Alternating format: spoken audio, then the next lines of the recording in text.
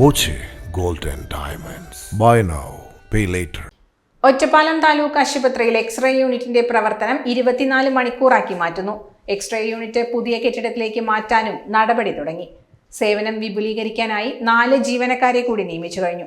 നിലവിൽ computerised radiology സംവിധാനമാണ് x-ray വിഭാഗത്തിലുള്ളത്. ഇത് ഡിജിറ്റൽ റേഡിയോളജി സംവിധാനമാക്കി മാറ്റാനും പദ്ധതിയുണ്ട്. ഇതിനുള്ള നടപടികളും പൂർത്തിയായി. നിലവിൽ എക്സ്റേ എടുക്കാൻ രോഗികൾ നേരിടുന്ന ബുദ്ധിമുട്ട് കൂടി പരിഗണിച്ചാണ് കെട്ടിടം മാറ്റാൻ തീരുമാനം. പുതിയ കെട്ടിടത്തിൽ പ്രവർത്തിക്കുന്ന അത്യാഹിത വിഭാഗത്തിലും OPയിലും എത്തുന്ന രോഗികളെ നിലവിൽ എക്സ്റേ യൂണിറ്റ് പ്രവർത്തിക്കുന്ന കെട്ടിടം വരെ കൊണ്ടുപോകേണ്ടി വരുന്നതാണ് പ്രതിസന്ധി. താലൂക്ക് ആശുപത്രിയുടെ പ്രവേശന കവാടത്തിനടുത്താണ് അത്യാഹിത വിഭാഗവും OPയും പ്രവർത്തിക്കുന്ന പുതിയ കെട്ടിടം. അല്പം ദൂരെയാണ് നിലവിൽ എക്സ്റേ യൂണിറ്റ് പ്രവർത്തിക്കുന്ന കെട്ടിടം. ഇവിടെ സ്ഥലപരിമിതിയുമുണ്ട്.